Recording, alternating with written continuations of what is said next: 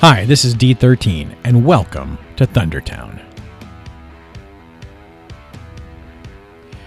All right, episode 3 of the Thunderdome, and here's the Fairgrounds. You saw that I started these at the end of the last episode, and I started putting in a bunch of commercial buildings in here, so I can have commercial buildings for people to go to. This also creates traffic then between the buildings that are underneath the arena, where people will travel here to go to commercial stuff, and there's actually a bunch of houses also underneath the arena, so I'd have a natural amount of people sort of living in this area. And I did put some houses underneath some of the house blocks, although you won't see them, I don't believe, on camera here. And I put some of those rusty awnings in there as bus stops. Oh, there's the mascot. I wish we could swap the mascots out, or choose what mascots to have for our parks. It'd be really cool if there was like a lion that I could have walking around here. Who knows, there might be, and I don't know about it.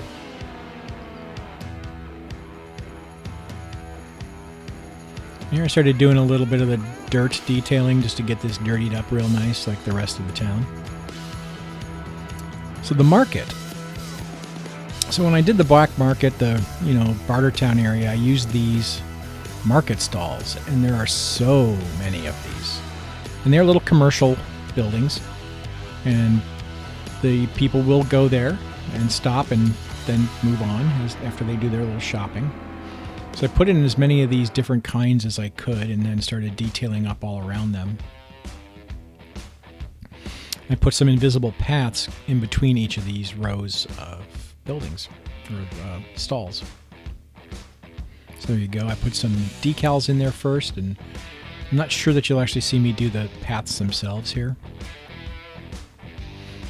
But now I'm sort of just looking for all kinds of little decorations, little shopkeepers to have standing around, barrels, crates, little carts, all of that kind of thing. So I go around here and just try to make it look like a active market.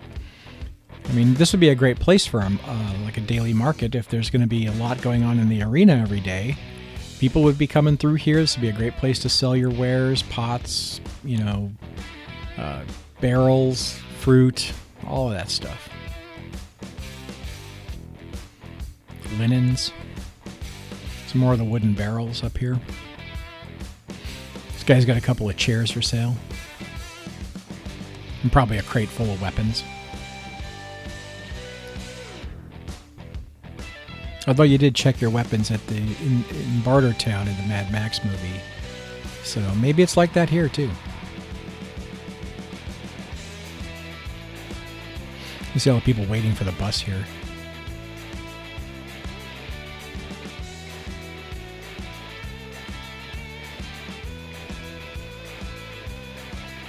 So there you can see I'm sort of highlighting that path that goes through there,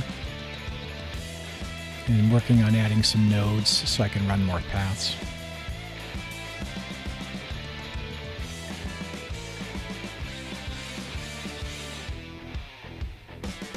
I added a little invisible park entrance there, and made these invisible park paths, or maybe they're just park paths that are underneath the surface.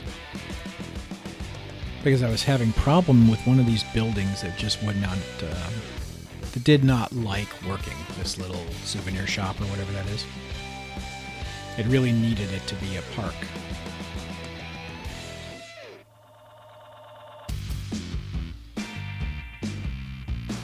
So there I am adding more paths through there. So here are the support buildings. These buildings would be just overall support for the arena, and what I actually did here is I put a ton of parking underneath.